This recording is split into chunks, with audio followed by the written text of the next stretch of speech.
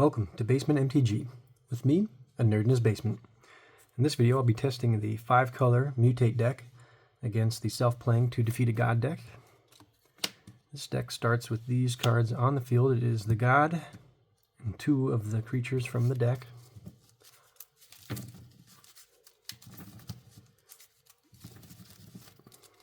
Shuffle this up. Mutate decks can be a little tricky.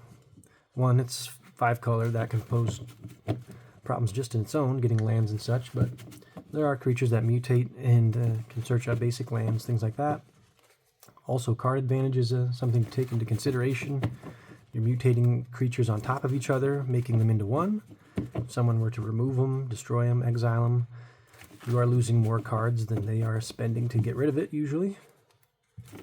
So you need to be a little careful, spread out your mutating a bit. Get some cards in here to counter, make them indestructible, hexproof, things like that. So we'll see if this deck can pull off that sort of thing here. Alright, this should help with some lands. Now, Exotic Orchard, you know, this card, I'm usually playing multiplayer games with friends, so typically this card is great because people are using lots of different lands, but in a deck against this, I mean, these cards are not even a color, they're purple, so it doesn't really help, as this adds a color that an opponent can produce. So I just kind of have to roll with it, and it's a rare land, so you know what, I basically just consider it to be adding whatever, anything. We'll play Battlefield Forge and a Soul Ring to start off. Going to be taking 3 turns before the God deck starts to go. Play a Murmuring Bosk. Comes in tapped. This card is, it's kind of like, it's almost like a Battlefield Forge. You can add the forest instead of colorless, but you got to pay a life to do the other colors. Now, if you had Tree Folks, it could come in untapped, but that's not my main concern right here. I just like it for the 3 different color. And play the Exotic Orchard. And strangely enough, despite having 5 mana on turn 3, I don't have a play. This one just draws cards, but I need a creature out to do it to its power, or give something +3/+3. And Maelstrom Wanderer is the just about the most expensive card I have in the deck, and rightfully so, as you cascade twice. When it comes in, it gives your creatures haste. So hopefully the Defeat a God deck doesn't come out too strong, and we can build some stuff up. It's a 2/4 Death Touch, just comes out into play. Stack those little bits instead of the same card. And at the beginning of combat, all revelers gain hasted attack. So I'm getting hit for 4. 2 1/3s and a 2/4. Here we go. Now I'm going to get a creature. I'll play a Plains. Just tap these out. Zerium Golden Wing. It's a Griffin, 3/4 flying. Whenever a Griffin control deals combat damage to a player, create a 2/2 white Griffin. Like I said, with card advantage, I like this card in this deck because if you're dealing damage to the player, getting more creatures out to mutate on. Mutate has to be on a non-human creature. Griffins are non-human, so you kind of build up a base to be able to mutate onto. And we'll leave it at that. 3/1 first strike. And this is just a sorcerer that deals 4 damage to you straight up. Nothing attacking this turn, though. Okay, another Soul Ring. Fine with that.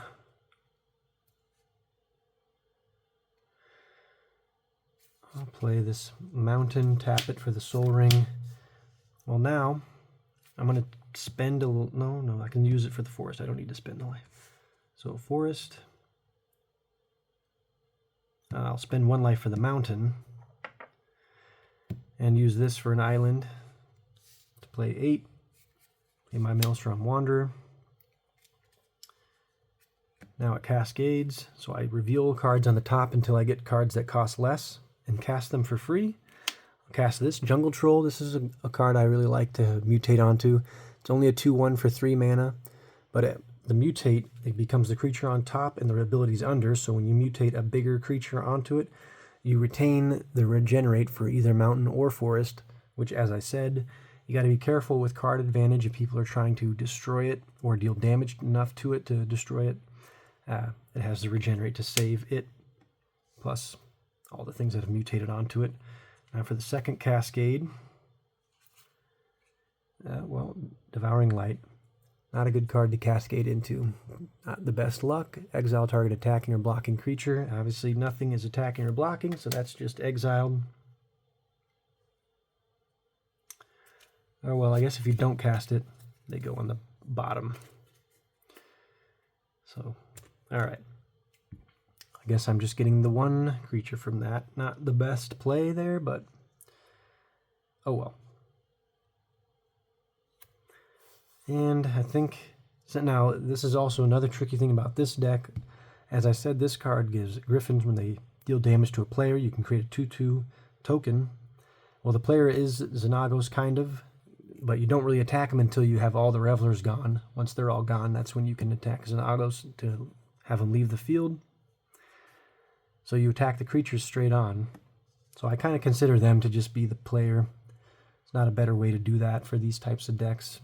Kind of have to roll with what you've got and attempt to emulate playing an actual person. So I'm going to attack the 3/1 first strike.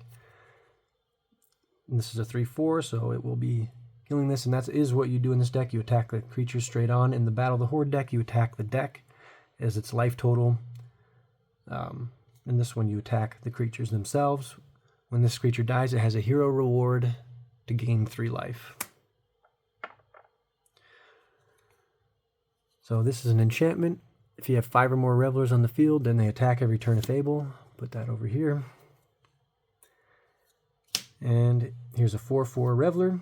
Now that only makes 4 Revelers. Xenagos is not a Reveler, it's the god.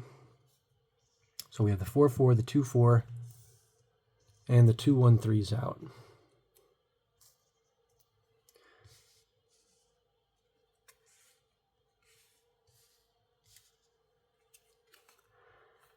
Alright, play my planes.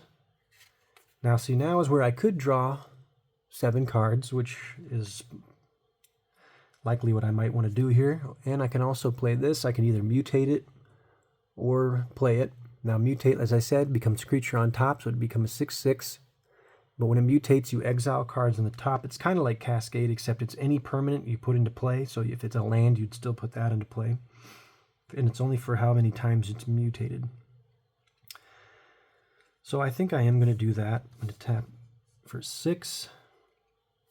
I'm going to put it on the troll, so we don't have that 2/1 troll out now. I have a 6/6 with regenerate.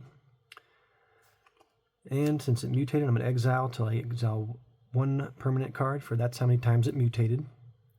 So here's the permanent card, that's a good one to get.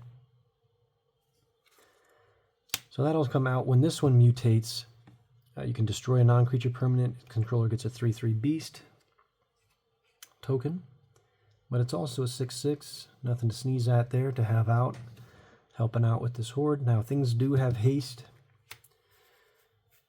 So I think I'm going to use this already. And the Griffin. Oh, and I never did the 2/2 token for the Griffin. That we're considering it attacking the player. Don't really have, I don't want to look through everything to try to find a Griffin. I might have one somewhere, but I'm going to use this Vampire token as the Griffin. 2/2 flying. Anyway, attacks a 4/4. This has a hero reward of drawing a card.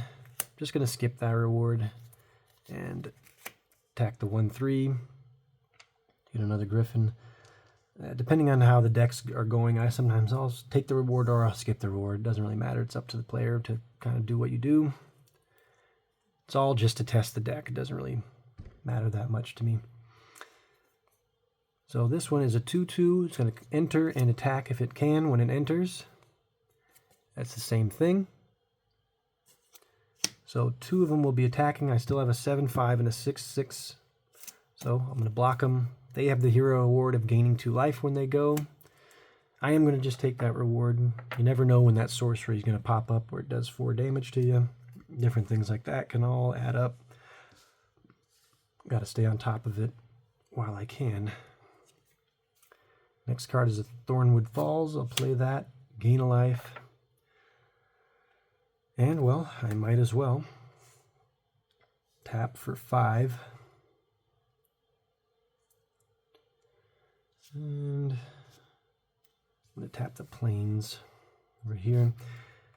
And draw cards equal to the greatest power non-human. So that's 7. 1, 2, 3, 4, 5, 6, 7. Wow, good thing I did that. Most of those are lands. Goodness. But a couple creatures in there. So neither of them can be played. Don't have the right mana colors untapped right now. One of them requires 2 blue. 1 a green and a blue. I mean, I guess this one for the mutate, you could use just a blue, but it would still be 6 mana, and I only have 5 untapped. So all I'm going to do is attack again with the Griffin to the last 1/3 that's out there to get another 2/2 Griffin. So now just the 2/4 Death Touch is out there with the enchantment. And I already played a land this turn, so I'm just going to end.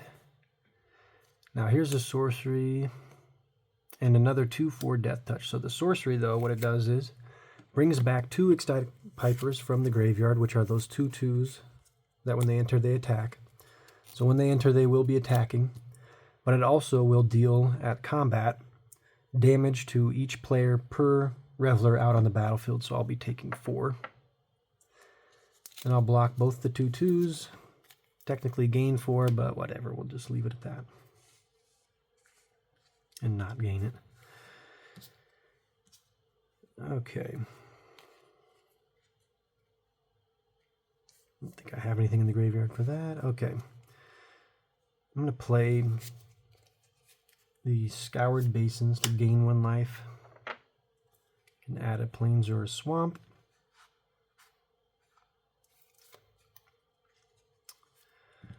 I'll then tap that for a forest, this for an island, play Rashmi.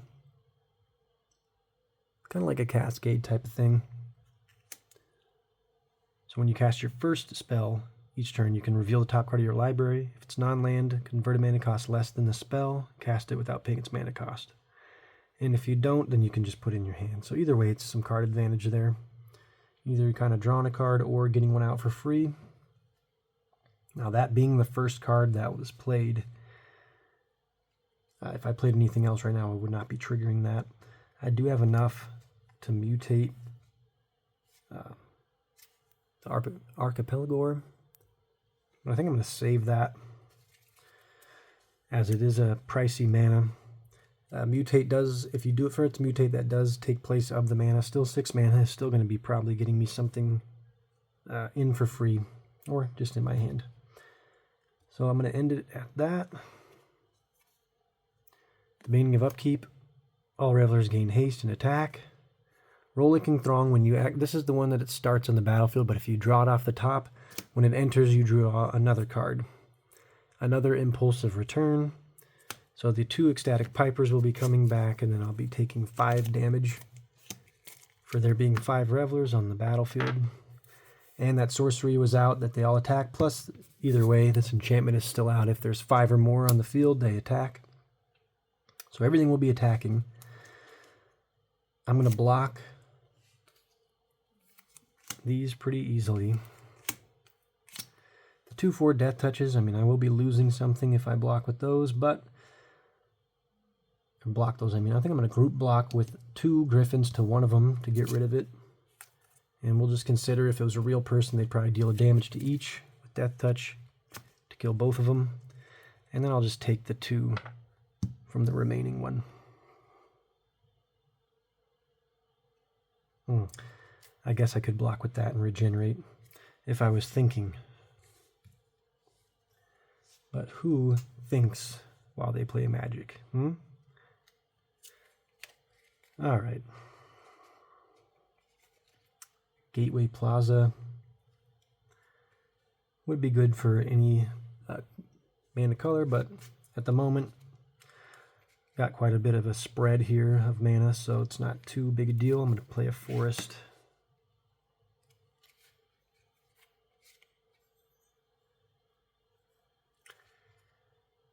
And why not just mutate the Archipelago. I'm going to mutate it onto the Auspicious Strix, making it a 7/7, but then not only it's the first spell I cast of the turn, so I'm going to reveal the top card of my library. If it's a non-land card, converted mana cost less, it is. It's 5 mana. It is Nethrall, Apex of Death. It's got a great mutate ability, although it's just going to be coming out. You can't do the mutate cost. Casting it without paying its mana cost is already the alternate cost in a way, and mutate is an alternate cost, so you do have to do it for its converted mana cost, the main one. And even still, even if I was mutating it, there's nothing in my graveyard to get back. It gets back creatures totaling a power of 10 or less from my graveyard to the battlefield. I've only got the one instant in my graveyard, so it's nice to have out there to potentially mutate later if I do need to. Honestly though, I've pretty much got this game in the bag, it seems. I could attack this thing and just lose a creature, attack Xenagos and kill him, but for kicks, let's reveal till we get 2 permanents off the top. Another Auspicious Starix, just the alternate art. It's that card that is doing this ability. And a Migratory Greathorn. This is a card that can search for basic lands when it mutates. These are just being put into play. Again, it looks like this deck has picked up and is working pretty well and is able to beat the God deck. So that's it for that deck. Some lands coming up. Another little guy here that gets instants or non-creature cards. Mana cost or less from the graveyard, but only had the 5 mana one in there. So it worked pretty well this time around. Didn't do the best against the Horde deck that I made a video of, but made up for it with this deck. If you like this video, make sure to check out the one where it goes against the Horde, even though I said it does not do as well. Not as much luck in that one. And make sure to check out the video of going through the contents of this deck. The videos testing against these decks don't really show all the cards in the deck, so you want to check out that content one to see what's all in there. Anyway, as always, thanks for tuning in, and we'll see you on the next one.